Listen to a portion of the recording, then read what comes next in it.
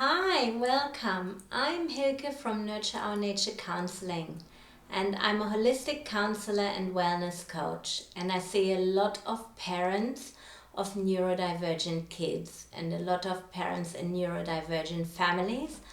And that's what I want to talk about today. And I get contacted a lot by parents who want me to see their child. And while I used to do that, I've moved away from that for many reasons. And now I usually choose to work with the parents themselves. And if you have neurodivergent children, if you are in a neurodivergent family, you will know that as beautiful and wonderful and perfect as your kids are, it does come with specific challenges in our society, which is not geared towards neurodivergent kids, and our school system is not set up for neurodivergent kids. And while some accommodations are sometimes made, life is so much more stressful for these kids, and thus it is often more stressful for the entire family. And one thing that all of these kids have in common by the time their parents reach out to me is that these kids have had the experience their entire lives of being somehow wrong, of being different, of not fitting in, of not coming up to scratch somehow.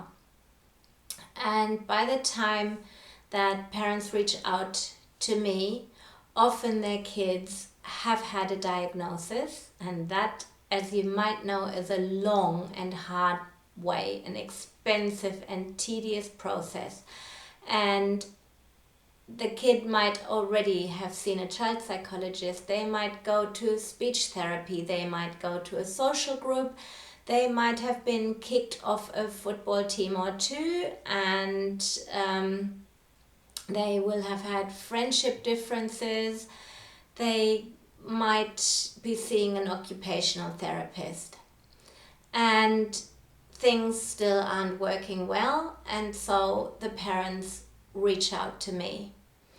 And what I do in most cases now is I work with the parents, because the last thing these gorgeous kids need is to see yet another therapist. And if there is a call for that, some kids thrive on different types of therapists, and some kids have wonderful therapists, and that is wonderful. I am certainly not saying that our kids should not have help, support, and therapy.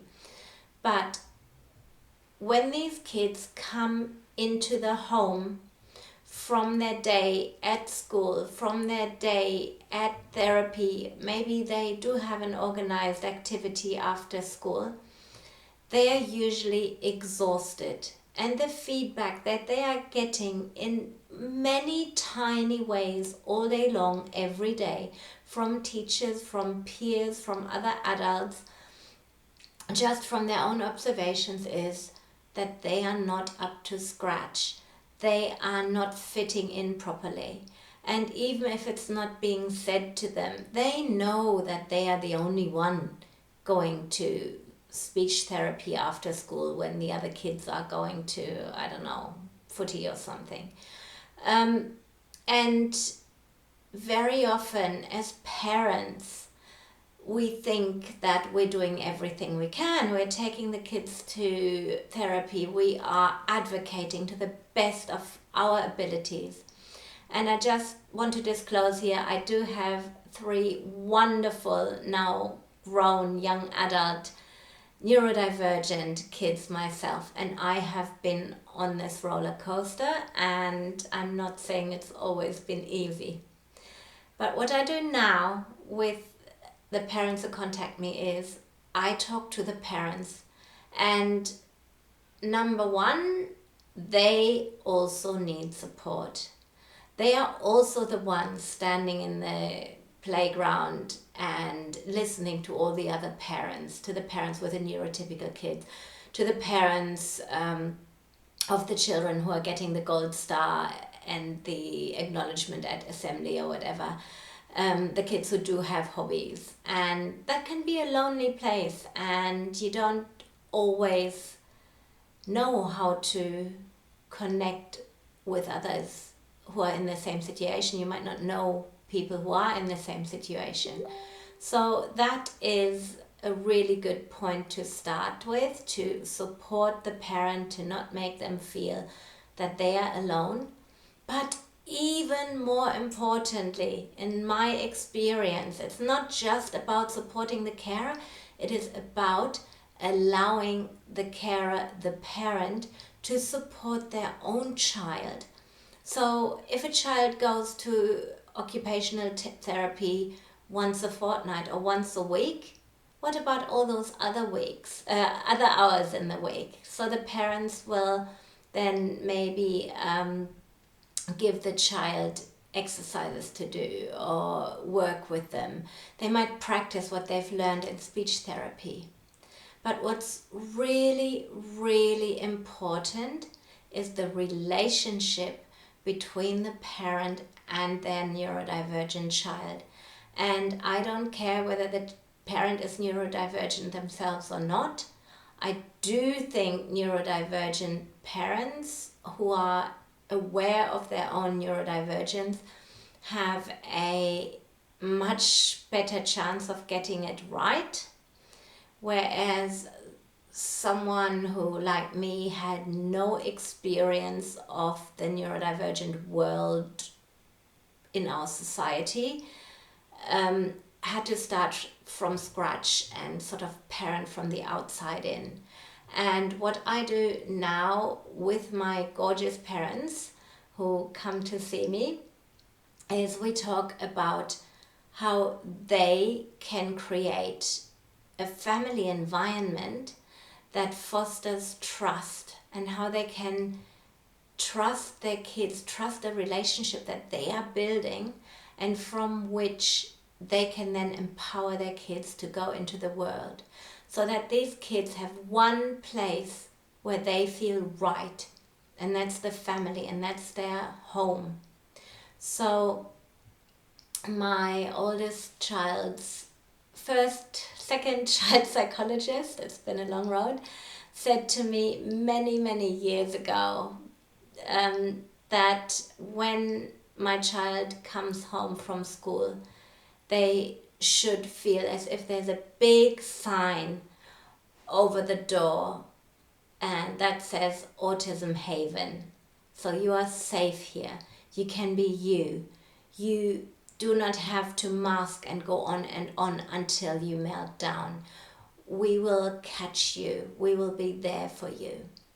And in my experience, once parents start working with their kids and start taking their kids really seriously and trust them to say, I can't, and then believe them, but then take the next step and trust them when they say, I can, and also believe them and be with them every step of the way.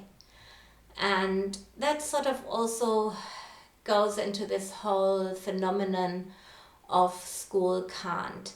And I think, and this is turning into a bit of a rant, I'm riding my hobby horse, but